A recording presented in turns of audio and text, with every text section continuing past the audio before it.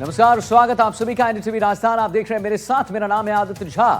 और सबसे पहले बड़ी खबर की ओर चलेंगे। कोटा से आ रही है। हिस्ट्री शीटर आदिल मिर्जा पर एक्शन हुआ है। हिस्ट्री शीटर के मकान पर बुलडोजर एक्शन हुआ है। कोटा से सांगौद पहुंचा पुलिस जाब्ता। बदमाश आदिल मिर्जा पर 34 आपराधिक मुकदमे दर्ज हैं। कुछ दिन पहले 2 बार पुलिस पर इसने फायरिंग की थी। फिलहाल पुलिस की गिरफ्त में अपराधी आदिल मिर्जा। तो हिस्ट्री शीटर आदिल मिर्जा पर एक्शन। हिस्ट्री शीटर के मकान पर बुलडोजर एक्शन हुआ है। कोटा के सांगौद पहुंचा है पुलिस जाब्ता। बदमाश आदिल मिर्जा पर 34 आपराधिक मुकदमे दर्ज और कुछ दिन पहले 2 बार पुलिस पर इसने फायरिंग भी की थी। फिलहाल पुलिस की गिरफ्त में है ये कुख्यात अपराधी। तो आदिल मिर्जा पर बुलडोजर एक्शन हो चुका है। 2 तस्वीर हम आपको लगातार दिखा रहे हैं। मकान पर चला है बुलडोजर और पुलिस पर इसने फायरिंग की थी 2 दिन पहले और उसके बाद क्या कानूनी कार्रवाई हुई वो आप देख सकते हैं। बुलडोजर एक्शन पीला पंजा जो है चला है। कोटा से खबर हम आपको बता रहे हैं। आदिल मिर्जा पर बुलडोजर एक्शन। हिस्ट्री शीटर के मकान पर बुलडोजर एक्शन हुआ है। तो आदिल मिर्जा पर बुलडोजर एक्शन। मकान पर चला है बुलडोजर। पुलिस पर फायरिंग हुई है। पुलिस पर आदिल मिर्जा ने फायरिंग की थी 2 दिन पहले और उसके बाद कुख्यात अपराधी है आदिल मिर्जा। शाकिर हमारे साथ लाइव जुड़ गए हैं। शाकिर, बुलडोजर एक्शन यानी पीला पंजा जो है वो चल चुका है। एक बहुत बड़ा मैसेज कि अगर आप कानून को हाथ में लीजिएगा तो फिर कानून भी आपको नहीं छोड़ेगा। बताइए।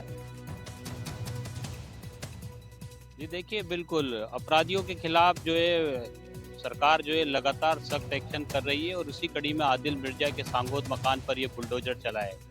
जो है पूरा इलाका जो है इसमें बैरिकेड्स भी लगाए गए हैं। पुलिस के जवान तैनात हैं। करीब 100 से ज़्यादा पुलिस के जवान जो है तैनात हैं और सुरक्षा के पुख्ता इंतजाम इस कार्रवाई के मद्देनजर किए गए हैं। इससे पहले नगर पालिका सांगोद ने जो है 2 बार नोटिस भी जारी किया था और उसके मकान पर नोटिस भी चस्पा किया था, क्योंकि मकान अवैध रूप से बना हुआ है। उसको लेकर के नोटिस चस्पा किया गया था और फिर इस कार्रवाई को जो है आज अंजाम दिया जा रहा है। नगर पालिका की टीम बुलडोजर लेकर पहुंची है। पुलिस के अधिकारी जो हैं वो मौके पर मौजूद हैं। तो किसी आसपास के मकानों पर भी पुलिस का जाब्ता तैनात है। किसी तरह की कोई अशांति कोई कार्रवाई में व्यवधान न हो, इसको मद्देनजर सुरक्षा के पुख्ता इंतजाम किए गए हैं। आदिल मिर्जा जो है आदतन अपराधी है। 34 मुकदमे इस पर दर्ज है और अभी कुछ दिन पहले सांगोद इलाके में जब केथुनी पोल थाना पुलिस जो है उसको पकड़ने गई थी तब उसने पुलिस पर फायरिंग की थी और वो मौके से फरार हो गया था। उसके 2 दिन बाद कोटा पुलिस ने जो है उसको धर दबोचा था। मोड़क झालावाड़ रोड पर मोड़क कस्बे के एक फार्म हाउस पर पुलिस ने उसकी घेराबंदी की थी। वहां पर भी जो है उसने पुलिस पर फायरिंग की थी। जवाब में पुलिस की फायरिंग में आदिल के पैर में भी गोली लगी थी। पुलिस ने जो है आदिल मिर्जा को गिरफ्तार कर लिया था और गिरफ्तार करने के बाद में उसका अस्पताल में इलाज चल रहा है। उसके 3 साथी भी पुलिस ने मौके से गिरफ्तार किए थे। तो आज इस जो अपराधी है आदिल मिर्जा, हिस्ट्री शीटर है सांगोद थाने का, उसके मकान पर जो है बुलडोजर कार्रवाई से जो है सरकार ने एक बार फिर सख्त मैसेज दिया है अपराधियों को लेकर के कि अगर अपराधी इस तरह से वो करेगा तो उसके खिलाफ सख्त एक्शन होगा और उसका समर्थन करने वाले, उसका सहयोग करने वालों की भी खैर नहीं होगी। तो इसी कड़ी में ये बड़ा एक्शन जो है आज कोटा ग्रामीण पुलिस की हम बात करें तो कोटा ग्रामीण पुलिस के अधिकारी भी मौके पर मौजूद हैं। इसके अलावा नगर पालिका ने जो है इस पर नोटिस चस्पा किया था 10 तारीख को कि ये अवैध मकान 100 बाई 100 का ये मकान है और इस पर नोटिस चस्पा किया था कि इस पर अतिक्रमण हटा लिया जाए, लेकिन अतिक्रमण हटा नहीं। तो अब आज बुलडोजर एक्शन हो रहा है और बुलडोजर एक्शन से जो है एक बड़ा मैसेज जो है सरकार की ओर से भी जाता है अपराधियों के खिलाफ कि अगर कोई अपराधी अपराध करेगा तो उसको किसी भी कीमत पर बख्शा नहीं जाएगा। तो उसी के मद्देनजर ये बुलडोजर कार्रवाई है और तस्वीरें जो है वो साफ बता अच्छा, रही एक बात है बताइए शाकिर की ये जो 34 मुकदमे दर्ज हैं आदिल मिर्जा पर, उसके बारे में जरा विस्तार से जानें। कौन कौन से 34 मुकदमे दर्ज हैं इस पर आदिल मिर्जा पर? जी देखिए, आदिल जो है आदतन अपराधी है। इससे पहले जो मुकदमे दर्ज है 2 मुकदमे हाल ही में दर्ज हुए हैं। ये दोनों मुकदमे जो है पुलिस पर फायरिंग के मुकदमे हैं। इससे पहले जो है कोटा के केतुनी पोल इलाके में जो है फायरिंग का मामला था, उसमें भी आदिल मिर्जा शामिल था। इससे पहले जो है उसके ऊपर हत्या के प्रयास, लूट और धमकाने के कई सारे मुकदमे दर्ज हैं। तो कुल मिलाकर कोटा के विभिन्न थानों में आदिल पर करीब 34 मुकदमे दर्ज हैं और इन 34 मुकदमों में वो जो है लगातार हियरिंग पर रहता है। इसके अलावा वो जेल भी जाता है, लेकिन जब जेल से जमानत हो जाती है तो उसके बाद वापस से वो अपराध की दुनिया में लिप्त हो जाता है और फिर अपराध करता है। तो फिलहाल क्योंकि केतुनी पोल में जो पिछले दिनों फायरिंग हुई थी उसमें वो वांटेड था और उसी केस में पुलिस पकड़ने के लिए सांगोद उसको पहुंची थी। सांगोद में इनपुट पुलिस को मिला था, कोटा पुलिस को, लेकिन उसने वहां पर पुलिस पर फायरिंग की और पुलिस पर फायरिंग करके वो फरार हो गया था।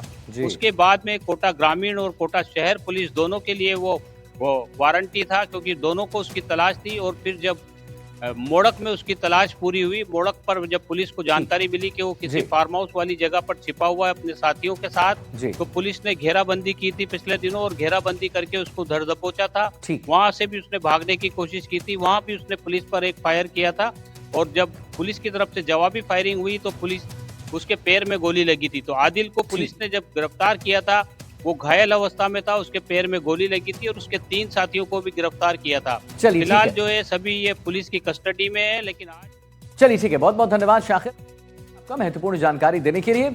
और अब हम आगे बढ़ेंगे। 12 से एक बड़ी खबर आप जान लीजिए, जहां 40 बीघा वन भूमि अतिक्रमण से मुक्त कराया गया है। वन विभाग की जमीन पर कब्जा हुआ था और 12 वन मंडल की 3 रेंजों की संयुक्त कार्रवाई यहां हुई। 2 बुलडोजर से अवैध कब्जा हटाया गया। नाका झनझनी इलाके के सूरजपुरा खुर्द गांव की कार्रवाई यहां पर देखने को मिली है। तो यहां पर 40 बीघा वन भूमि अतिक्रमण से मुक्त कराया गया। वन विभाग की जमीन पर कब्जा हुआ था। 12 वन मंडल की तीनों रेंजों की संयुक्त कार्रवाई देखने को मिली। 2 बुलडोजर से अवैध कब्जा हटाया गया है। नाका झंझनी इलाके के सूरजपुरा खुर्द गांव में कार्रवाई को अंजाम भी दिया गया है। तो देखिए ये कैसे यहां पर वन विभाग की जमीन पर कब्जा हुआ था और उसके बाद यहां पर आप देखिए कि कैसे वन मंडल की 3 रेंजों की संयुक्त कार्रवाई जो है वहां पर देखने को मिली है और 2 बुलडोजर से यह अवैध कब्जा जो है वो भी हटाया गया है। 40 बीघा वन भूमि अतिक्रमण से मुक्त कराया गया है। वन विभाग की जमीन पर कब्जा किया गया था, लेकिन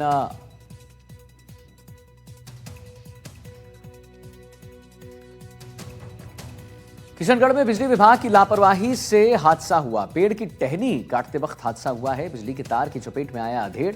करंट से अधेड़ की दर्दनाक मौत हुई और मुरली वाला टावर के सामने की घटना है, जहां पर मदनगंज थाना इलाके में हादसा हुआ। हादसे के बाद बिजली सप्लाई बंद है। मदनगंज पुलिस ने घटनास्थल का मौका मुआयना किया है और बिजली विभाग की टीम ने भी कड़ी मशक्कत के बाद शव को पेड़ से नीचे उतारा। पुलिस ने शव को मोर्चरी में रखवा दिया है। पुलिस ने मामला दर्ज कर लिया है। घटना की जांच में जुटी हुई है पुलिस। तो मदनगंज पुलिस ने घटनास्थल का मौका मुआयना किया है और मुरली वाला टावर के सामने की ये पूरी घटना है। एक बार पुनः आपको बता दें, मदनगंज थाना इलाके में हादसा हुआ और यहां पर आप देखिए कैसे 2 तस्वीर हम आपको दिखाएं। करंट लगते ही अधेड़ की मौके पर भी मौत हो गई। राजसमंद कलेक्टर का चौंकाने वाला बयान सामने आया। जान लीजिए, पालनहार योजना को लेकर बयान दिया है। लाभार्थियों को मिले पालनहार योजना, कलेक्टर कह रहे हैं, और लक्ष्य पूरा नहीं होने पर नहीं लेंगे वेतन, यह भी कलेक्टर का कहना है।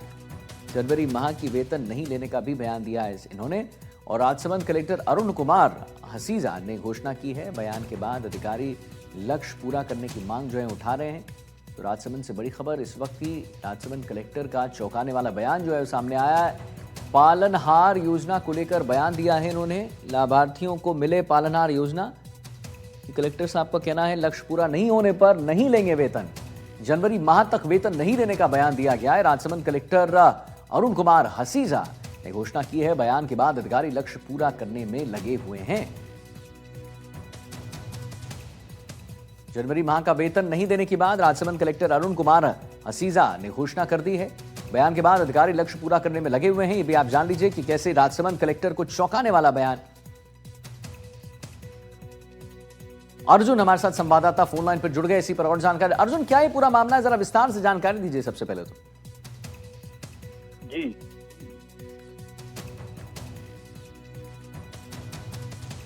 अर्जुन, तो पालनहार योजना कलेक्टर लक्ष्य पूरा नहीं होने पर नहीं लेंगे वेतन, अर्जुन ये कहना है कलेक्टर साहब का।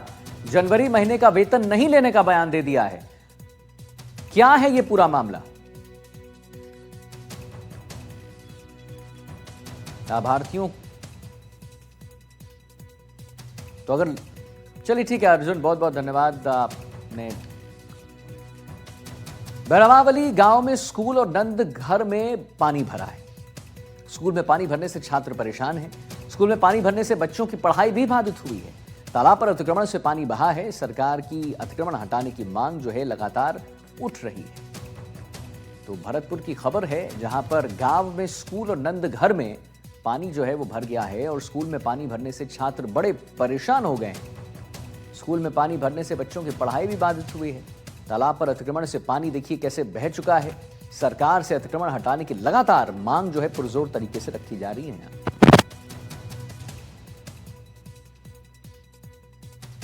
प्रशासन को अवगत कराना चाहता हूं कि जब से ये विद्यालय संचालित हुआ है, तब से इस विद्यालय में दोनों गांव के दोनों साइड का पानी इसी गांव में इसी विद्यालय में जमा होता है। पोखर है, साइड में पोखर भी अतिक्रमित है।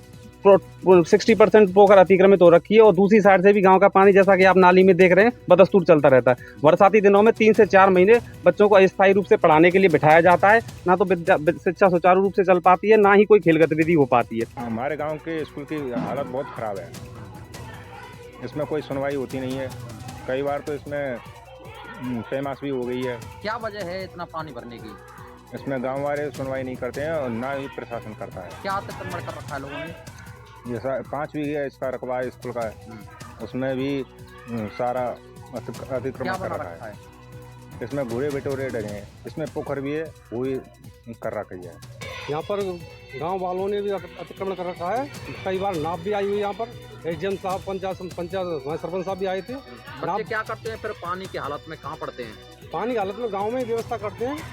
जैसे कि हमारे रूम कई कमरे खाली रहते हैं, हमारे कई रहने का मकान है वो भी खाली रहता है। कब से भरा हुआ है पानी?